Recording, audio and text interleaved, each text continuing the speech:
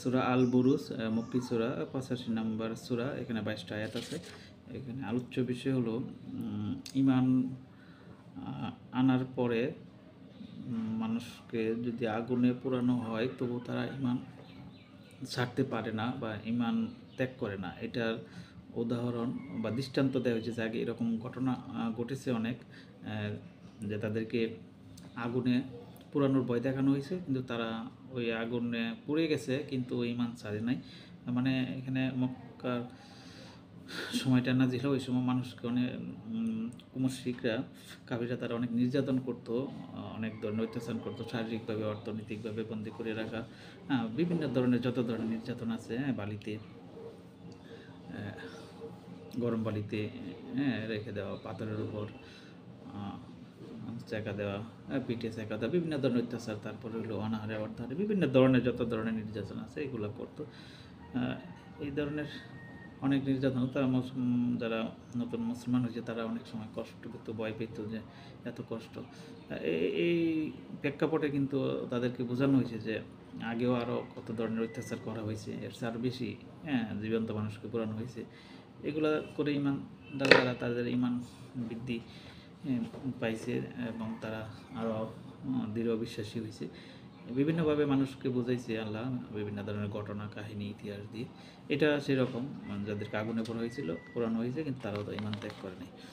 আচ্ছা, 1 নম্বর, কসম মজবুত দুর্গ বিশিষ্ট আকাশের এবং সেই দিনের যার ওয়াদা করা হয়েছে। এখানে আকাশের বলতে আকাশের যে গ্রহ নক্ষত্র গ্যালাক্সি এটার শপথ নিয়ে বলা হয়েছে এবং সেই দিনের যার ওয়াদা করা হয়েছে। আল্লাহ ওয়াদা করছে যে কিয়ামত হবে, সেটার ওয়াদা করা হয়েছে সেই দিনে।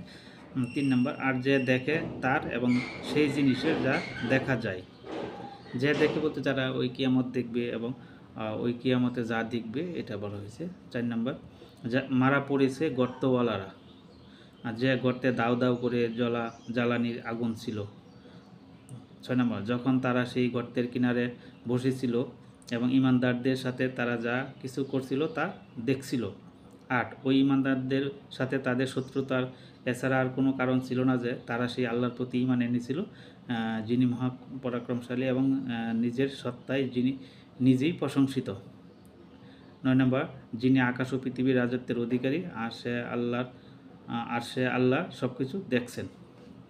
এখানে বলছে যারা পড়েছে গর্তওয়ালারা, যারা পড়েছে গর্তওয়ালারা, যে গর্তে দাউ দাউ করে আগুন ধরা হয়েছে। এটা একটা কাহিনী, এখানে একটা ইতিহাস আছে, সত্য ঘটনা।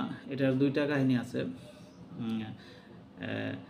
একটা হলো ইয়ার ঘটনা, ওই বনি ইসরায়েলকে যখন ফিলিস্তিন থেকে বন্দি করে এই যে ইরাকে নিয়ে যায়, নেবুচাঁদ ইরাকে নিয়ে যায়, ওখানে বন্দি করে রাখা হয়, ওখানে তাদেরকে এরকম নির্যাতন করা হতো, আগুনে পোড়ানো হতো।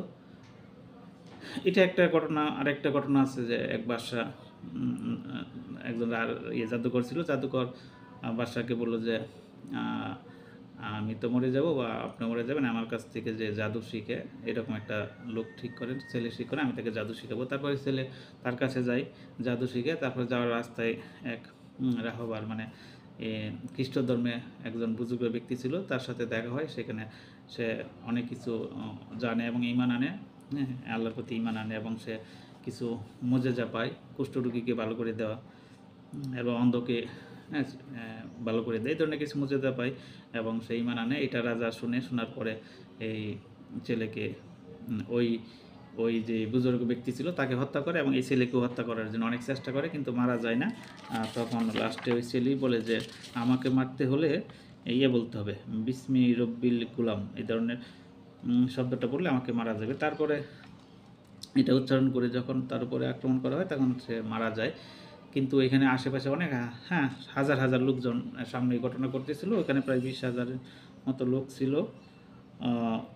তারা এই অবস্থা দেখে তারা ঈমান আনে, তারা ঈমান আনে, কিন্তু রাজা তাদের প্রতি ক্ষুব্ধ হয়ে রাগে তাদেরকে ওই গর্ত করে ওই আগুনে পুড়িয়ে মারা হয়। এটা একটা ঘটনা। আরেকটা যেটা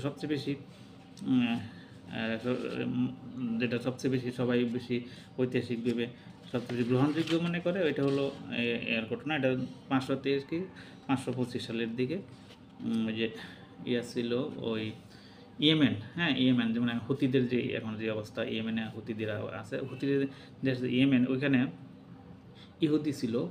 আর ইয়েমেন এবং ইরাকের মাঝখানে নাজরান বা নজরান নামে একটা দেশ ছিল। এটা অনেক শিল্প এবং কৃষিতে অনেক উন্নত একটা দেশ ছিল।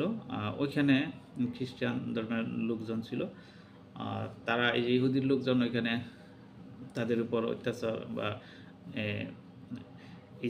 ইহুদি ধর্মকে চালু করার জন্য খ্রিস্টানদের উপর অত্যাচার করতো, খ্রিস্টান ধর্মকে নষ্ট করার জন্য, ধর্ম ত্যাগ করার জন্য বিভিন্ন ধরনের রাজনৈতিক, অর্থনৈতিক এবং ধার্মিক বিভিন্ন প্রেক্ষাপট চিন্তা ভাবনা করে তারা ওখানে ইহুদির যে ছিল জুনুয়াস, হ্যাঁ সে আক্রমণ করে ওখানে যে ছিল নাজরানের সাইদ হারিসাকে বন্দি করে এবং হত্যা করে, এবং তার স্ত্রী রুমিকে হত্যা করে, এবং রুমির রক্ত, তার 2 মেয়ে ছিল, মেয়েকে রক্ত পান করতে বাধ্য করে এবং পরে ওদেরকেও হত্যা করা হয়, ওই মেয়েকে হত্যা করা হয়। তারপরে ওখানে যারা ছিল ওখানে যে খ্রিস্টানের যে পল ছিল, পলের হাড়, শুকনো হাড় মাটি থেকে কবর থেকে বেরোনে পুড়িয়ে দেওয়া হয়। তারপর এখানে 30 থেকে 40 হাজার যে খ্রিস্টান ধর্ম অনুসারী ছিল তাদেরকে আগুনে পুড়িয়ে মারা হয়। এটার ইতিহাস আছে, বিভিন্ন শিলালিপিতে পাওয়া যায়। এটা অনেক বিভিন্ন লাইব্রেরিতে, ওদের অনেক ইউরোপের অনেক লাইব্রেরিতে এই ধরনের ইতিহাস পাওয়া যায়। এই যে ঘটনাটা, এটা কিন্তু ওই এই মক্কার মুসলমান যারা ছিল তাদেরকে বোঝানো হয়েছে যে তোমাদের উপর যে অত্যাচার করছে আর অনেক বেশি অত্যাচার করা হয়েছিল। এই জন্য আমরা দেখি যে আমাদের দেশও বা এখনও কিন্তু সারা পৃথিবীতে মুসলমানদের যে অত্যাচার নির্যাতন করা হচ্ছে, এই যে ফিলিস্তিন অথবা এই যে মিশরের ঘটনা জানি, তারপরে হলো চীনের উইগুর, হ্যাঁ তারপর মায়ানমার, তারপর ভারত, কাশ্মীর, বিভিন্ন জায়গায় যে মুসলমানদের নির্যাতিত হচ্ছে, এইরকম নির্যাতন নতুন কিছু না, এটা আরও আগেও মানুষ এরকম অত্যাচারের নির্যাতনের শিকার হয়েছে। তো এখন যখন আমরা যদি এভাবে মূল্যায়ন করি ব্যাপারটা যে এই যে 1 মিনিটের সমাননা আখিরাতের তুলনায়, সেখানে 1 মিনিটের এর কম সময়ের কষ্ট এটা কিছুই না, এই পৃথিবীতে কিছুই না। এক সময় মানুষ সবাই মারা যাবে, সেখানে যে অত্যাচার করে সে জাহান্নামী হবে, আর যারা ইমানের সহিত মারা যাবে তারা জান্নাতে যাবে, এবং সেখানে তো সুখের, শান্তির বা যা মন চায় তাই পাবে। এটা চিন্তা ভাবনা করলে মানুষ সহজেই বুঝতে পারবে আসলে পৃথিবীতে কষ্ট বলতে কোনো কষ্ট না এবং পরকালের তুলনায়। আর যারা কাফের, মুনাফিক, নাস্তিক, তাদের পরিণতি কত কষ্টের হবে তখন তারা বুঝতে পারবে, কিন্তু তখন কাজ হবে না।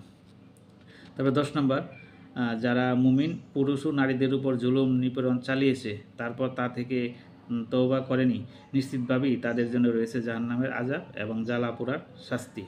11, যারা ঈমান এনেছে ও সৎ কাজ করেছে নিশ্চিতভাবেই তাদের জন্য জান্নাতের বাগান যা নিম্ন দেশে প্রবাহিত হতে থাকবে ঝর্ণা দ্বারা, এটিই বড় সাফল্য। যারা যদি কেউ কোনো অত্যাচার করে ফেলে বা নির্যাতন করে ফেলে, কিন্তু এরপরে যদি সে তার ভুল স্বীকার করে, ঈমান আনে এবং মাপ চায়, তাহলে আল্লাহ তাকে মাফ করে দিতে পারে, মাফ করে দিবে। আর জান্নাতে যারা যেতে পারে তারাই সাফল্য। এই যে আমরা পৃথিবীতে বলি যে হ্যাঁ এমুক সফল, বিভিন্নভাবে আমরা দেখি, এগুলো একটাও কোনো সফলতার সংজ্ঞার ভিতরে পড়ে না। মানুষ যদি জান্নাতে যেতে পারে সেটাই সফল। এই দুনিয়াতে যেটা আমরা বলি সফল, এগুলো টোটালি বুয়া, এগুলো অর্থহীন। 12 নম্বর, আসলে তোমার রবের পাকড়াও বড় শক্ত, তিনি প্রথমবার সৃষ্টি করেন, আবার তিনি দ্বিতীয়বার সৃষ্টি করবেন। আল্লাহ যখন ধরবে তখন কিন্তু আল্লাহ যেমন দয়ালু, আল্লাহ এরকম কঠোর, অনেক কঠোর। দয়ালু যেরকম, আবার বিচারের ক্ষেত্রে যারা অপরাধী তাদের ক্ষেত্রে অনেক কঠোর। তিনি আল্লাহ প্রথমবার আমাদের বানাইছে এবং দ্বিতীয়বার আবার আমাদের সৃষ্টি করবেন। এটাই বলছে, আমাদেরকে আবার মরার পরে আবার জীবিত হব। 14-15, তিনি ক্ষমাশীল, প্রেমময়, আরশের মালিক, শ্রেষ্ঠ, সম্মানিত, এবং তিনি যা চান তাই করেন। ক্ষমাশীল, এই যে আল্লাহ মানুষকে ক্ষমা করে দেয়, হ্যাঁ যদি অপরাধ করে কোনো কারণে, অথবা অনেক কিছু করার পরও মুশরিক, নাস্তিক, কাফের, মুনাফিক, যাই হোক, সে যদি ক্ষমা চায় তাহলে আল্লাহ ক্ষমা করে দিবে।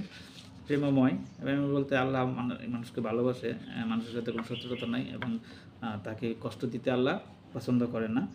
আল্লাহ চায় মানুষ জান্নাতে যাক। আরশের মালিক, মানে পৃথিবীর সব কিছুর মালিক আল্লাহ। শ্রেষ্ঠ, সম্মানিত, মানে আল্লাহর শ্রেষ্ঠ সম্মানিত কেউ নেই, কাজী আল্লাহর বিরুদ্ধে কোনো কিছু করা বোকামি ছাড়ার কিছু না। আর তিনি যা চায় তাই করেন, যেহেতু আল্লাহ সর্বশক্তিমান, আল্লাহ যা চায় তাই পারেন। 17 নম্বর, তোমার কাছে কি পৌঁছেছে সেনা দলের খবর? ফেরাউন ও সামুদের সেনা দলের, ওই যে সামুদ, হ্যাঁ, যারা পৃথিবীর শ্রেষ্ঠ, অন্যতম ওই সময় শ্রেষ্ঠ একটা জাতি ছিল ফেরাউন, হ্যাঁ, ওই সময়কার শ্রেষ্ঠ মানে প্রভাবশালী শক্তিশালী জাতি ছিল, তাদের অবস্থা, শক্তি, হ্যাঁ, বীর্য, প্রভাব, এগুলোর কথা বলা হয়েছে, তাদের কথা। অথচ আল্লাহ তাদেরকে ঘেরাও করে রেখেছেন, হ্যাঁ, আল্লাহ তাদেরকে কিন্তু ঘেরাও করে রেখেছে, মানে তারা এই যে ফেরাউন এবং তার অনুসারীদের কিন্তু জাহান্নামের আগুনের শাস্তি দেওয়া হয়, হ্যাঁ, তাদেরকে কিন্তু আল্লাহ নজরে এবং তাদের শাস্তি ভোগ করতেছে। হ্যাঁ, আমরা কোরআনে পাই ফেরাউন এবং নূহ আলাইহিস সালামের সাথে যারা বেইমানি করেছিল, কাফির ছিল, তারা কিন্তু শাস্তি পাচ্ছে, হ্যাঁ, তাদেরকে, এটা কিন্তু কোরআনের দুই জায়গায় আছে। হ্যাঁ, তারপরে 19 নম্বর, কিন্তু যারা কুফরি করেছে তারা মিথ্যা আরোপ করার কাজে লেগে রয়েছে, অথচ আল্লাহ তাদেরকে ঘেরাও করে রেখেছে। তারপরে এবং কোরআন উন্নত মর্যাদা সম্পন্ন সংরক্ষিত ফলকে লিপিবদ্ধ, মানে লাহুল মাহফুজ, মানে আল্লাহর আরশে এই কোরআন লিপিবদ্ধ, ওখানে ঠিকঠাক মতো আছে, ওইটাকে পরিবর্তন করার কোনো সুযোগ নেই। এই কোরআনই ওইখান থেকেই এই কোরআনটা আসছে, এই জন্য এই কোরআনেরও কোনো পরিবর্তন হবে না। ওইখানে যেরকম আছে এই কোরআন এইখানে, এখানে এই কোরআনের কোনো সন্দেহ নেই। আল্লাহ ওইখানে যেভাবে রাখছে এই কোরআনটা আমাদের পাঠাইছে, এটাও সঠিক। তাহলে এই পর্যন্তই, আল্লাহ হাফেজ।